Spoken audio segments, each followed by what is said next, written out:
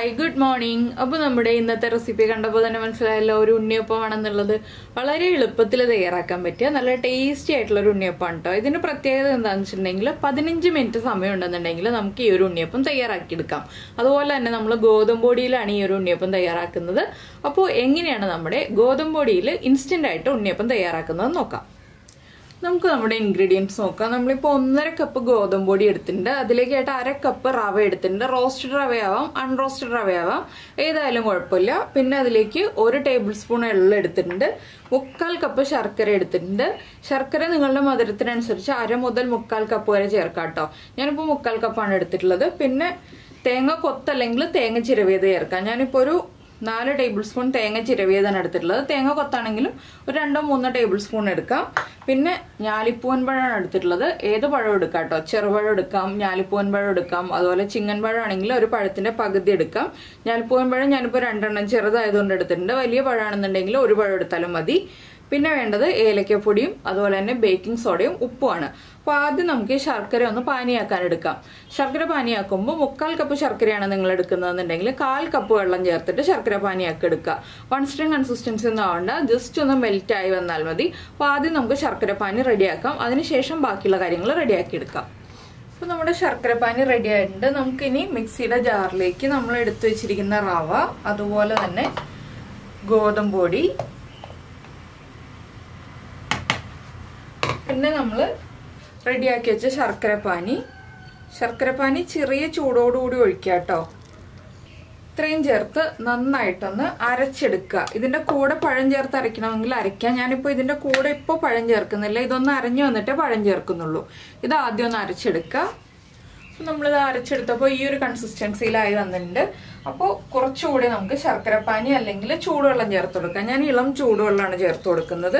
എന്താണെന്ന് വെച്ചാൽ നമ്മൾ പച്ചവെള്ളം ചേർക്കാതിരിക്കുകയാണ് എപ്പോഴും നല്ലത്.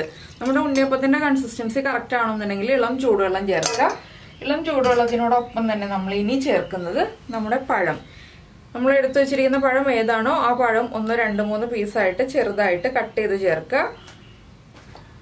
ഇതുപോലെ നമ്മുടെ കൈ കൊണ്ടൊന്ന് 2ആയിട്ട് മുറിച്ചിട്ട് ചേർത്ത് കൊടുക്കുക. പഴം ഒരുപാട് കൂടി പോരുത് കേട്ടോ. അതുപോലെ തന്നെ 1 പിഞ്ച് ഉപ്പും ചേർത്ത് കൊടുക്കുക. 1 പിഞ്ചിൽ കൂടുതൽ ഉപ്പും വേണ്ട. ഇനി വീണ്ടും നന്നായിട്ടൊന്ന് അരച്ചെടുക്കുക. ഈ പഴമൊക്കെ നന്നായിട്ട് മിക്സ് ആയി വരുന്ന രീതിയിൽ അരച്ചെടുക്കുക. ഇതാ ഇപ്പോൾ നമ്മുടെ മിക്സ് കറക്റ്റ് ആയിട്ടുണ്ട്. ഇതിലേക്ക് നമുക്കിനി 1-2 കാര്യങ്ങളും കൂടി ആഡ് ചെയ്യാനുണ്ട്. നമ്മൾ ഏലക്കാപ്പൊടി ചേർത്തിട്ടില്ല. അപ്പോൾ നിങ്ങൾ ഏലക്കയാണ് ചേർക്കുന്നതെങ്കിൽ 2 ഏലക്ക തൊലി മാറ്റിയിട്ട് ഏലക്കയുടെ കുരു മാത്രം ചേർക്കുക. ഞാനിപ്പോൾ ഏലക്ക പഞ്ചസാര ചേർത്ത് പൊടിച്ചു വെച്ചിരിക്കുന്നതുകൊണ്ട് ഒരു 1/4 ടീസ്പൂൺ ഏലക്കപ്പൊടി ചേർക്കുന്നുണ്ട്. അതുപോലെ തന്നെ ഒരു 2 പിഞ്ച് ബേക്കിംഗ് സോഡയും കൂടി ചേർക്കുന്നുണ്ട് കേട്ടോ. അപ്പോൾ ഇത് രണ്ടും ചേർത്ത് ഒന്നുകൂടി ഒന്ന് മിക്സിയിലൊന്ന് കറക്കിയെടുക്കുക. അത് നന്നായിട്ട് കൺസിസ്റ്റൻസി കറക്റ്റ് ആക്കിയിട്ട് വേണം നമ്മൾ ഇത് രണ്ടും ചേർക്കാനായിട്ട്.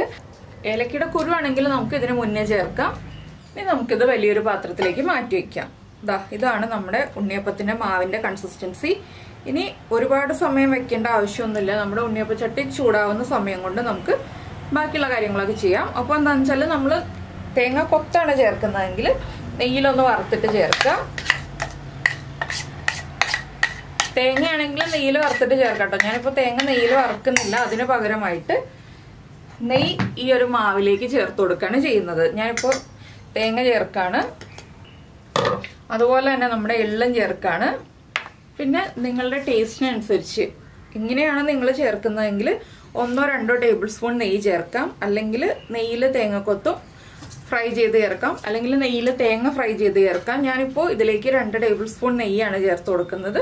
അതൊക്കെ നമ്മുടെ ടേസ്റ്റിനനുസരിച്ച് ചേർത്ത് കൊടുക്കാം. ഇതെല്ലാം ചേർത്ത് നന്നായിട്ടൊന്ന് മിക്സ് ചെയ്തെടുക്കുക. ഇത്രയേ ഉള്ളൂ നമ്മുടെ ഉണ്ണിയപ്പത്തിന്റെ പരിപാടി. ഇൻസ്റ്റന്റ് ഉണ്ണിയപ്പം ആകുമ്പോൾ ഇതുപോലെയൊക്കെ നമുക്ക് ഉണ്ടാക്കിയെടുക്കാം. അപ്പോൾ ഇനി നന്നായിട്ട് ഇതൊന്ന് മിക്സ് ചെയ്തെടുക്കാം. എല്ലാം ചേർത്ത് നന്നായിട്ടൊന്ന് മിക്സ് ചെയ്യുക. ആ മാവിന്റെ ചൂട് ചെറുതായിട്ടുണ്ട് മിക്സിയിൽ നമ്മൾ അടിച്ചെടുക്കുമ്പോൾ. അതുകൊണ്ട് നെയ്യ് നന്നായിട്ട് മിക്സ് ആയി കിട്ടിക്കോളും.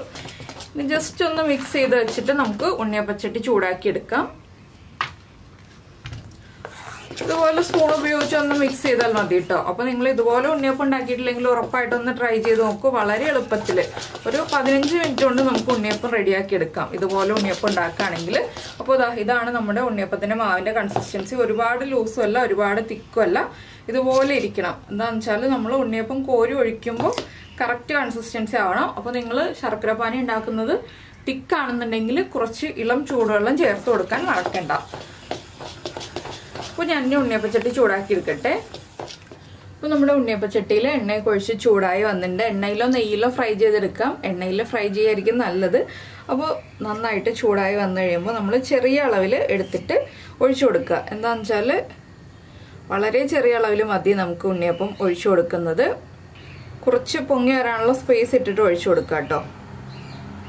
ഇത് നമുക്ക് ഉണ്ണിയപ്പം പോലെ അല്ലാതെ വേണമെന്നുണ്ടെങ്കിൽ ചീനച്ചട്ടിയിൽ ഒഴിച്ചിട്ടും ഫ്രൈ ചെയ്തെടുക്കാം. ഉണ്ണിയപ്പച്ചട്ടി ഇല്ലാന്നുണ്ടെങ്കിൽ ഫ്ലെയിം ഒരുപാട് ഹൈ ഫ്ലെയിമിൽ വെക്കരുത്, ചെറിയ ഫ്ലെയിമിൽ വെച്ചിട്ട് ഫ്രൈ ചെയ്തെടുക്കുക. മാവ് തിക്കായി പോവുകയാണെങ്കിൽ കുറച്ച് ഇളം ചൂടുവെള്ളം ചേർത്ത് ലൂസാക്കി എടുത്തിട്ടും നമുക്ക് ഫ്രൈ ചെയ്തെടുക്കാം. ഞാനിപ്പോൾ ചെറിയ ചെറിയ ഉണ്ണിയപ്പമായിട്ടാണ് ഉണ്ടാക്കുന്നത്, ഒരുപാട് വലിയ ഉണ്ണിയപ്പമായിട്ടല്ല. എന്താണെന്ന് വെച്ചാൽ ഇത് നോൺ സ്റ്റിക്കിൻ്റെ ചട്ടി ആയതുകൊണ്ട് തന്നെ വേഗം വിട്ട് പൊങ്ങി വരും. അതുകൊണ്ടാണ് നമ്മൾ ചെറിയ ചെറിയ ഉണ്ണിയപ്പമായിട്ട് ഉണ്ടാക്കിയെടുക്കുന്നത്. പിന്നെ ഉണ്ണിയപ്പച്ചട്ടിയിലാണ് നിങ്ങൾ ഉണ്ണിയപ്പം ഉണ്ടാക്കുന്നതെങ്കിൽ കുറച്ച് അധികം എണ്ണ വേണ്ടി വരും. എണ്ണ നിറയെ ഒഴിച്ചിട്ട് മാത്രം ഉണ്ണിയപ്പം ഉണ്ടാക്കുക. അതൊക്കെ ആദ്യമായിട്ട് ഉണ്ണിയപ്പം ഉണ്ടാക്കുന്ന കുട്ടികളെയൊക്കെ ഉദ്ദേശിച്ചിട്ടാണ് ഇങ്ങനെ പറയുന്നത് കേട്ടോ. ഡീറ്റെയിൽ ആയിട്ട് പറയുന്നത് നിങ്ങൾ ആദ്യമായിട്ടല്ല ഉണ്ടാക്കുന്നതെന്നുണ്ടെങ്കിൽ ഈ ഒരു പോർഷനൊക്കെ സ്കിപ്പ് ചെയ്തോളൂ. ഇനി ഉണ്ണിയപ്പമൊക്കെ ഒന്ന് കുക്കായി വരട്ടെ. ഇത് കണ്ടോ, ഉണ്ണിയപ്പം കറങ്ങി തുടങ്ങിയിട്ട് തനിയെ പാനിൽ നിന്ന് വിട്ട് കറങ്ങി തുടങ്ങി. നമ്മൾ ഓടിൻ്റെ ഉണ്ണിയപ്പച്ചട്ടിയിൽ ഉണ്ടാക്കുകയാണെങ്കിലും ഇത് തനിയെ വിട്ട് വരും. പിന്നെ ഇപ്പം എല്ലാവർക്കും ഓടിൻ്റെ ഉണ്ണിയപ്പച്ചട്ടി ആയിരിക്കില്ല, നോൺ സ്റ്റിക്കിൻ്റെ ഉണ്ണിയപ്പച്ചട്ടി ആയിരിക്കും. ഓടിൻ്റെ ഉണ്ണിയപ്പച്ചട്ടി ആണെന്നുണ്ടെങ്കിൽ കുറച്ച് റിസ്ക് ആയിരിക്കും നമ്മുടെ സ്റ്റൗവിലൊക്കെ വെക്കാനായിട്ട്. അപ്പോൾ നമുക്കിനി ഉണ്ണിയപ്പം അടുത്ത സൈഡിലേക്ക് പതുക്കെ ഒന്ന് തിരിച്ചിട്ട് കൊടുക്കാം. ഇത് കൂടുതൽ എളുപ്പം കുക്കാവാനായിട്ട് എന്താണെന്ന് വെച്ചാൽ നമ്മൾ 2 ചട്ടി വയ്ക്കുക. നമ്മുടെ ഈ ഉണ്ണിയപ്പച്ചട്ടിയിൽ ഇതുപോലെ ഉണ്ണിയപ്പത്തിന് ഷേപ്പാക്കി എടുത്തിട്ട് ഇരുമ്പിൻ്റെ ചീനച്ചട്ടി ഉണ്ടെങ്കിൽ അല്ലെങ്കിൽ നോൺ സ്റ്റിക്കിൻ്റെ പാൻ ഉണ്ടെങ്കിൽ നോൺ സ്റ്റിക്കിൻ്റെ പാനിലേക്ക് എടുത്തിടുക കേട്ടോ, ഷേപ്പായി കിട്ടിക്കഴിയുമ്പോൾ. അപ്പോൾ എന്താണെന്ന് വെച്ചാൽ കൂടുതൽ എണ്ണ വയ്ക്കണം. അതുകൊണ്ടാണ് ഞാൻ അത് അധികം പറഞ്ഞു തരാത്തത്. ഇത് ചെയ്യുമ്പോൾ നമുക്ക് എന്താണെന്ന് വെച്ചാൽ തിരിച്ചിട്ടാലും അത് തിരിഞ്ഞു വരും ചില സമയത്ത്. അതുകൊണ്ടാണ് നമ്മൾ ഈ ഉണ്ണിയപ്പച്ചട്ടിയിൽ തന്നെ ഉണ്ടാക്കി കാണിക്കുന്നത്. മറ്റത് കുറച്ചുകൂടി എളുപ്പമായിരിക്കും, നമുക്ക് വേഗം വേഗം ഫ്രൈ ചെയ്തെടുക്കാം. ഇതാകുമ്പോൾ കുറച്ച് ടൈം എടുക്കും. അപ്പോൾ നിങ്ങൾ എന്തായാലും ഈ രീതിയിൽ ഗോതമ്പൊടിയും റവയും ചേർത്ത് ഉണ്ണിയപ്പം ഉണ്ടാക്കിയിട്ടില്ലെങ്കിൽ ഉറപ്പായിട്ടൊന്ന് ട്രൈ ചെയ്യൂ. വളരെ എളുപ്പം, കുട്ടികളൊക്കെ സ്കൂളിൽ നിന്ന് വരുമ്പോൾ വളരെ എളുപ്പത്തിൽ ഉണ്ടാക്കി കൊടുക്കാൻ പറ്റുന്ന ഒരു 4 മണി പലഹാരമാണ്. എന്നാൽ നമ്മുടെ ഒരു ട്രഡീഷണൽ സ്നാക്കുമാണ്. കുറച്ച് വ്യത്യാസങ്ങൾ നമ്മൾ വരുത്തുന്നു എന്നേ ഉള്ളൂ. എന്താണെന്ന് വെച്ചാൽ നമ്മൾ സാധാരണ നമ്മുടെ ഞാലിപ്പൂവൻ പഴം ചേർത്തിട്ട് ഇതുപോലെ ഉണ്ണിയപ്പം ഉണ്ടാക്കാറില്ല കേട്ടോ. നമ്മളെപ്പോഴും പാളയംകോടൻ പഴം ചേർത്തിട്ടാണ് ഇതുപോലെ ഉണ്ണിയപ്പം ഉണ്ടാക്കാറുള്ളത്. ഇതൊരു ചേഞ്ച് ആയിട്ടാണ്. ഞാലിപ്പൂവൻ പഴത്തിൻ്റെ ഒരു ടേസ്റ്റ് ഒക്കെ വരുമ്പോൾ കൂടുതൽ ടേസ്റ്റാണ്. പിന്നെ എന്താണെന്ന് വെച്ചാൽ നമ്മൾ തേങ്ങാക്കൊത്തൊക്കെ നെയ്യിൽ ഫ്രൈ ചെയ്തൊക്കെ ചേർത്ത് കുറച്ച് സമയം എടുത്തിട്ടാണ് നമ്മുടെ ഉണ്ണിയപ്പം എപ്പോഴും പ്രിപ്പയർ ചെയ്യാറല്ലേ. ഇതാകുമ്പോൾ എളുപ്പത്തിൽ നെയ്യൊക്കെ ചേർത്ത് ഇങ്ങനെ ഉണ്ണിയപ്പം ഉണ്ടാക്കി നോക്കിയിട്ടില്ലെങ്കിൽ ഉറപ്പായിട്ടും ട്രൈ ചെയ്ത് നോക്കിയിട്ട് നിങ്ങളുടെ കമൻസൊക്കെ അറിയിക്കുക കേട്ടോ. നിങ്ങൾ ഇങ്ങനെ ഉണ്ണിയപ്പം ഉണ്ടാക്കിയിട്ട് എങ്ങനെ ഉണ്ടായിരുന്നു എന്നുള്ളത്. അതുപോലെ ഗോതമ്പൊടി ഉപയോഗിച്ചിട്ടുള്ള ഈ ഒരു ഉണ്ണിയപ്പം ഇഷ്ടമായോ എന്നുള്ളതും കമൻറ്റ് ചെയ്യണേ. പിന്നെ നമ്മുടെ വീഡിയോ ആദ്യമായിട്ട് കാണുകയാണെങ്കിൽ നമ്മുടെ ചാനലിൽ വീഡിയോ പ്രസൻറ്റ് ചെയ്യുന്ന രീതിയൊക്കെ ഇഷ്ടമായി എന്നുണ്ടെങ്കിൽ നമ്മുടെ ചാനലൊന്ന് സബ്സ്ക്രൈബ് ചെയ്ത് സപ്പോർട്ട് ചെയ്യണേ. സബ്സ്ക്രൈബ് ചെയ്യുന്നതിന് ഈ വീഡിയോയുടെ താഴെയുള്ള റെഡ് സബ്സ്ക്രൈബ് ബട്ടൺ ഒന്ന് ക്ലിക്ക് ചെയ്യുക. അതിൻ്റെ റൈറ്റ് സൈഡിലുള്ള ബെല്ലൈക്കണും ക്ലിക്ക് ചെയ്യുക. അപ്പോൾ ഓൾ എന്ന് പറഞ്ഞിട്ടൊരു ഓപ്ഷൻ കാണാം. ആ ഓളും കൂടി പ്രസ് ചെയ്തിട്ടുണ്ടെങ്കിൽ ഞാൻ എപ്പോഴും വീഡിയോ അപ്ലോഡ് ചെയ്യുമ്പോൾ നിങ്ങൾക്ക് നോട്ടിഫിക്കേഷൻ വരും. അതുപോലെ തന്നെ നമ്മുടെ റവയുടെ തരികളൊക്കെ ഇതുപോലെ കാണാൻ പറ്റും, നമ്മൾ റവ ചേർത്ത് അടിച്ചെടുത്തതുകൊണ്ട്. അപ്പോൾ റവയുടെ ആ ഒരു ക്രിസ്പിനെസ് ഉണ്ടാവും, ഗോതമ്പൊടിയുടെ ക്രിസ്പിനെസ് ഉണ്ടാവും. പിന്നെ നമ്മൾ ബേക്കിംഗ് സോഡ ചേർക്കുന്നതിൻ്റെ ആ ഒരു സോഫ്റ്റ്നെസ് ഉണ്ടാവും. കൂടുതൽ സമയം ബേക്കിംഗ് സോഡ ചേർത്ത് വെച്ചിട്ടുണ്ടെങ്കിൽ പൊട്ടിപ്പോവും. അത് മാത്രമേ ഇതിലൊരു പ്രശ്നമുള്ളൂ. അപ്പോൾ നമ്മൾ കൂടുതൽ സമയം ബേക്കിംഗ് സോഡ ചേർത്ത് വയ്ക്കരുത്, അതൊന്ന് ശ്രദ്ധിച്ചേക്കുക. അരിപ്പൊടിയുടെ ഉണ്ണിയപ്പം ഉണ്ടാക്കുന്നതിനേക്കാൾ സോഫ്റ്റ് ആയിട്ടുള്ള ഉണ്ണിയപ്പമായിരിക്കും കേട്ടോ ഇത്. എന്താണെന്ന് വെച്ചാൽ അരിപ്പൊടി ആകുമ്പോൾ കൂടുതൽ ബലം ഉണ്ടാവും, അല്ലെങ്കിൽ അരച്ചുണ്ടാക്കുന്ന ഉണ്ണിയപ്പത്തിന് കൂടുതൽ ബലം കൂടുതലായിരിക്കും. അപ്പോൾ അതിനേക്കാൾ വളരെ സോഫ്റ്റ് ആയിട്ടുള്ള ഉണ്ണിയപ്പമായിരിക്കും. പിന്നെ ഷേപ്പൊന്നും നിങ്ങൾ കണക്കാക്കേണ്ട ആവശ്യമില്ല. ഉണ്ണിയപ്പച്ചട്ടിയിലല്ല ഉണ്ടാക്കുന്നതെങ്കിൽ, ഇപ്പോൾ നമ്മൾ ചീനച്ചട്ടിയിൽ കോരി ഒഴിച്ചാണ് ഉണ്ടാക്കുന്നതെങ്കിൽ ഷേപ്പൊന്നും ശ്രദ്ധിക്കേണ്ട. നമുക്കിപ്പോൾ ഒരു 4 മണി പലഹാരമല്ലേ വേണ്ടത്, വളരെ എളുപ്പത്തിൽ തയ്യാറാക്കേണ്ടത്. അതൊന്ന് ചീനച്ചട്ടിയിൽ ഇപ്പോൾ ഒരു സ്പൂണിൽ കോരി ഒഴിച്ചിട്ട് അല്ലെങ്കിൽ നമ്മുടെ ദോശമാവൊക്കെ എടുക്കുന്ന കയ്യിൽ ഒഴിച്ചിട്ടാണെങ്കിൽ ഉണ്ടാക്കാം. അതിൻ്റെ റെസിപ്പി ഞാൻ പിന്നീട് ഒരു ദിവസം ചെയ്യാം കേട്ടോ, അതെങ്ങനെയാണെന്നുള്ളത്. അതും ഏകദേശം ഉണ്ണിയപ്പത്തിൻ്റെ ഷേപ്പിലൊക്കെ ആയി കിട്ടും നമുക്ക്. അപ്പോൾ ഞാൻ വീണ്ടും ഒന്ന് തിരിച്ചിട്ട് കൊടുത്തു. ഇനി ഈ സൈഡും കൂടി ഒന്ന് കളർ മാറി വരുമ്പോൾ നമുക്ക് എണ്ണയിൽ നിന്ന് മാറ്റാം.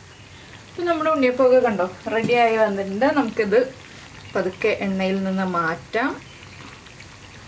ഞാൻ ഇതുപോലെ ഒരു സ്ക്യൂർ ഉപയോഗിച്ച് കുത്തി എടുത്ത് മാറ്റാണ്. നമുക്ക് എല്ലാം എണ്ണയിൽ നിന്ന് മാറ്റിയിട്ട് അടുത്ത ബാച്ചും ഇതുപോലെ തന്നെ റെഡിയാക്കി എടുക്കാം. ഒരു 3-4 ബാച്ചായിട്ട് ഫ്രൈ ചെയ്തെടുക്കാനുള്ള മാവുണ്ട് കേട്ടോ നമുക്ക്.